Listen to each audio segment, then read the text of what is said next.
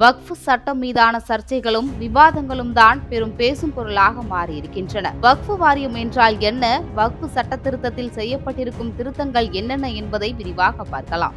இஸ்லாமில் கடவுள் பெயரால் மசூதிகளுக்கு சொத்துக்கள் வழங்கப்படுவது வக்ஃப் என்று அழைக்கப்படுகிறது. இது சொத்துக்களை கையாள்வதற்கு 1955ஆம் ஆண்டு வக்ஃப் சட்டத்தின் மூலமாக வாரியங்கள் வழங்கப்பட்டன. நாட்டில் இருக்கும் சுமார் 30 வக்ஃப் வாரியங்களுக்கு 9 லட்சம் ஏக்கர் பரப்பளவில் சொத்துக்கள் இருப்பதாகவும் இதன் மதிப்பு ரூபாய் 1.2 லட்சம் கோடி எனவும் மதிப்பிடப்படுகிறது.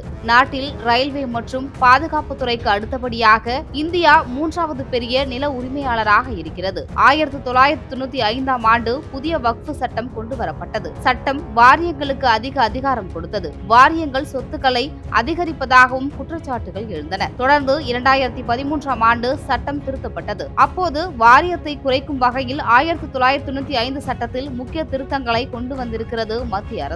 1955 வக்ஃப் சட்டத்தின்படி ஒரு சொத்து வக்ஃப் சொத்தா என்பதை முடிவு செய்யும் அதிகாரத்தை வாரிய தீர்ப்பாயம் பெற்றிருந்தது. இப்போதைய சட்ட திருத்தத்தின்படி ஒரு சொத்து வக்ஃப் வாரிய சொத்தா அல்லது அரசு நிலமா என்பதை மாவட்ட ஆட்சியரே தீர்மானிக்கலாம்.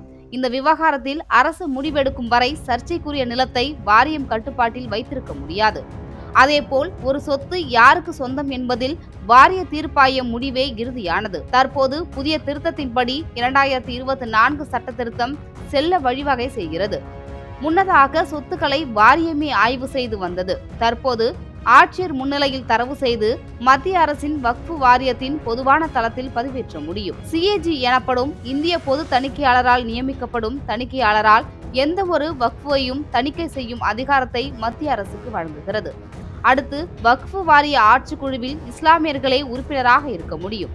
புதிய திருத்த சட்டத்தில் இஸ்லாமியர்கள் அல்லாத இருவர் ஆட்சிக்குழுவில் இருக்க வேண்டும் என சொல்கிறது.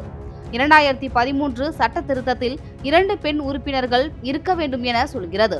2024 சட்ட திருத்தத்திலும் 2 பெண்கள் உறுப்பினர்களாக இருக்க வேண்டும் என சொல்கிறது. 1995 சட்டத்தின்படி மத்திய வக்ஃப் கவுன்சிலுக்கு 3 இஸ்லாமிய MPக்களை நியமிக்க வேண்டும் என சொல்கிறது.